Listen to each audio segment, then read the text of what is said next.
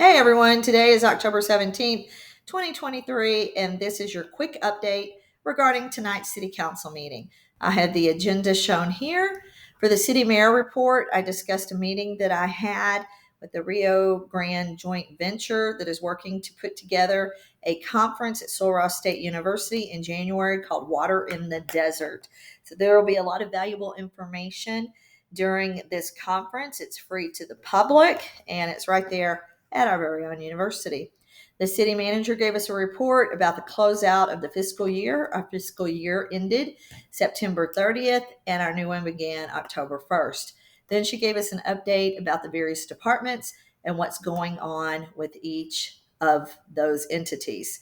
Remember, we record our meetings, and so you can go to the City of Alpine, Texas YouTube channel, and you can go to whatever area that you have interest in and see more details about this. Our Brewster County liaison, Councilmember Judy Stokes, gave us an update about what's going on in Commissioner's Court and what's going on with the county. Then we talked about Sul Ross State University using the tagline "Far from Ordinary" in their marketing campaign, and how we might be able to create a greater effect, a synergistic effect, if the county and the city also uses this tagline. So hearing from three different entities, the county, the city, and the university, "Far from Ordinary," which is the tagline, would create a synergistic effect, making our voices louder and the tagline being heard more frequently, which would give us more visibility. So we discussed that, the possibility of maybe the city using "Far from Ordinary," where the extraordinary begins, or where the extraordinary begins without the "far from ordinary." So those are some ideas that we're discussing and talking about. If you're interested in that, be sure to watch our agendas that we post prior to our meetings. And if you see it come up, please come out to City Council and fill out a comment card and discuss your thoughts with us. We also discussed parking downtown with the possibility of partnering with TxDOT to stripe parking spaces so that it makes it easier for us to park along, say, Holland. Jim Street is an advocate of that, so I turned that discussion over to him, and he talked about his ideas and his thoughts regarding that aspect. We also discussed the need to amend the city charter. It hasn't been amended since 2005. It's really recommended that city charters get amended every couple of years because state laws also change and some of the things are outdated, such as our annexation practices. The one thing that is good is the city charter does mention that the state law precedes, it supersedes anything that the city has on the books. So we have to follow the state law. We've discussed the need to update and to amend it. Council has been giving a deadline of this Friday to send their thoughts on what needs to be amended to our city administration so that we can move forward from there. So we are working on that. Another thing that we're working on is Chapter 23, which is the Code of Ordinances, including updates to the order of business and updates to rules of procedure and decorum for city council meetings. Now, this is very important. We're going to have a workshop on November 7th in regards to this at 4:30, and we really need everyone's input into what would make you want to attend our city council meetings more regularly. What would you like to see us do? So we're talking about changing the order of business, setting time limits. We're discussing when the public should be able to have comments, and if we should have a limitation to the number of discussion items that we put on the agenda so that we can make meetings more consistent. Instead of having one that's 30 minutes long, and then the next one's 2.5 hours, and then the next one is an hour, to have them more consistent and still take care of business and have a lot of resident participation. So November the 7th at 4:30, we're going to begin these discussions.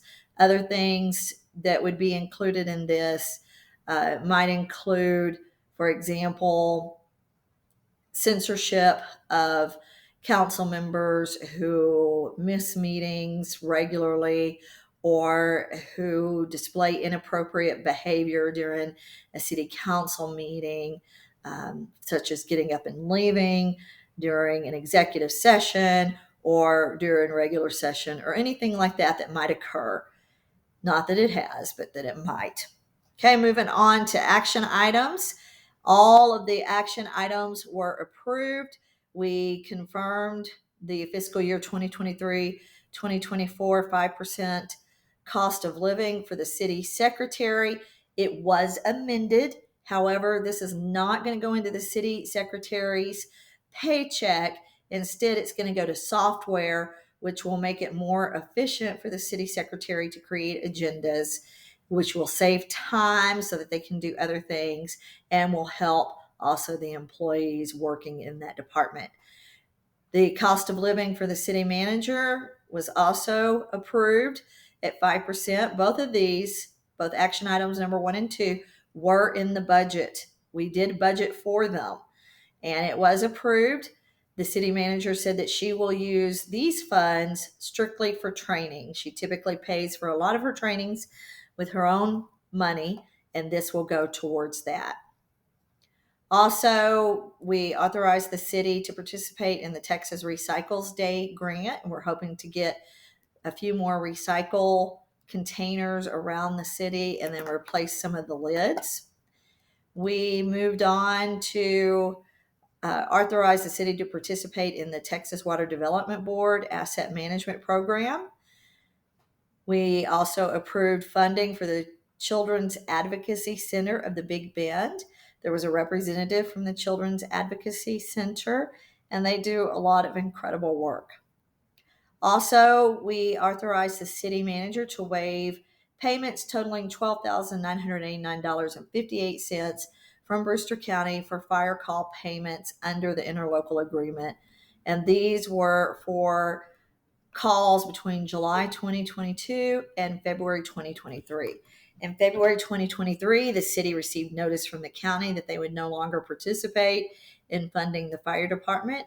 Instead, the city and the county worked together to create a fire department board, which oversees the fire department, their training, their budget, everything. And the city and the county are now splitting the cost. The city was paying approximately $78,000 to $80,000 a year to the fire department, and now we're splitting that with the county, so it'll be 40-40.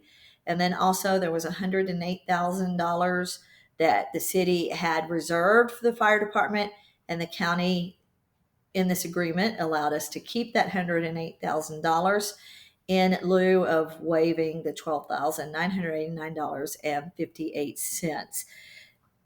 In the spirit of transparency, this is something that the city manager has to bring to council for us to approve.